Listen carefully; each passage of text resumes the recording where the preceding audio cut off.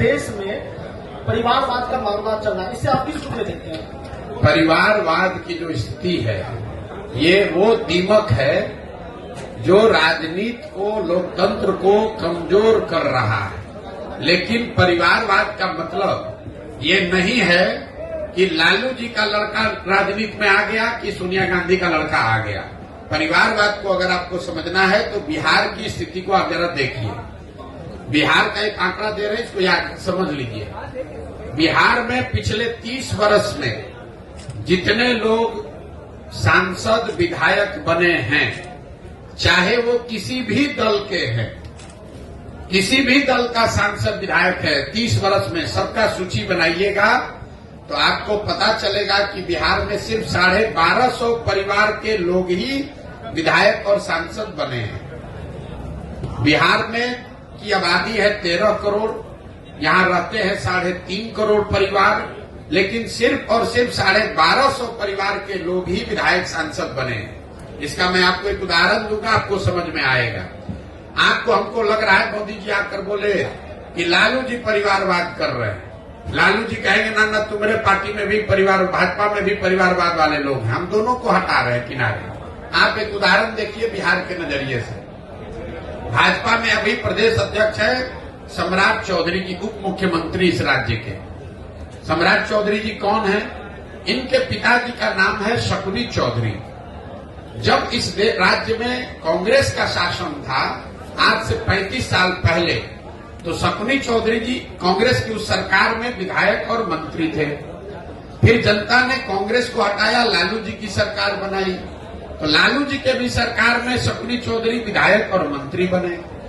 फिर जनता ने लालू जी को हटाया, नीतीश जी की सरकार बनाई, नीतीश जी के भी सरकार में शकुनी चौधरी विधायक और मंत्री बने। फिर जनता ने नीतीश कुमार को हटाया, मांझी जी मुख्यमंत्री बने, उसमें भी शकुनी चौधरी विधायक और मंत्री थे।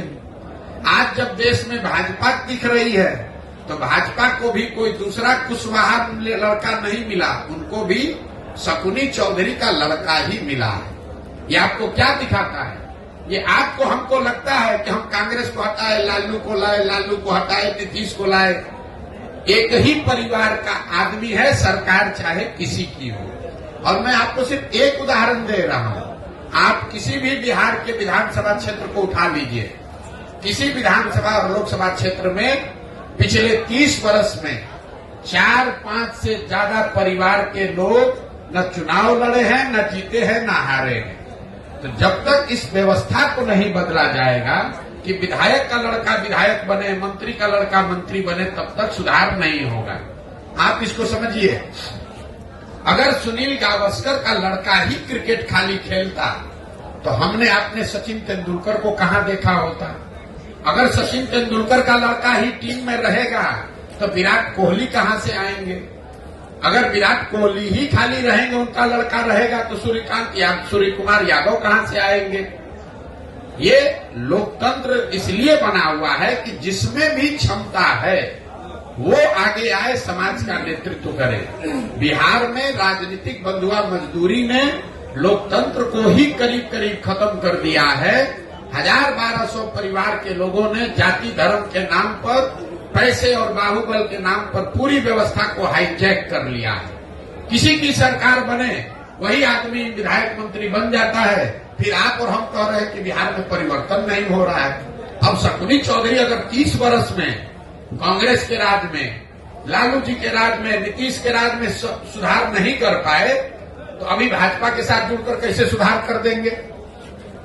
ये बात समझने की जरूरत है। इसलिए जन सुराज में नीचे से वैसे लोगों को खड़ा किया जा रहा है जिनके बाबूजी विधायक नहीं है तो कोई बात नहीं है, आपके पास पैसा नहीं है तो कोई बात नहीं है, आपके पास अगर समाज की समझ है, आप में जज्बा है, नियत है, बिहार को सुधारने की मंशा है, तो आप जन सुराज से जुड़िए।